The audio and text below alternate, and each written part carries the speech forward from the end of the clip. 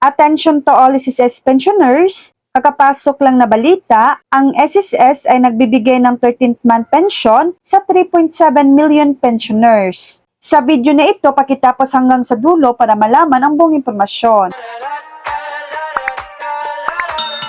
Nagbigay ang Social Security System or SSS ng kabuuhang 18.8 billion pesos taunang cash gift sa 3.7 milyong pensioners nito na ibinibigay sa dalawang batch noong unang linggo ng Disyembre. Sa isang pahayag noong Martes, sinabi ng ahensya na naglabas ito ng 10.5 billion pesos ng 13th month pension sa 2.3 milyong pensioner noong December 1. Isa pang 8.3 billion pesos ang nakredito sa 1.53 milyong pensioner noong December 4. Ang mga pensyonado sa pagreretiro at may kapansanan sa taong ito ay tumanggap ng 10% pagtaas sa pensyon, habang ang mga survivorship pensioner ay nakatanggap ng 5% kasunod ng pagpapatupad ng Pension Reform Program na nagsimula noong Setyembre. So yan lang po ang latest update.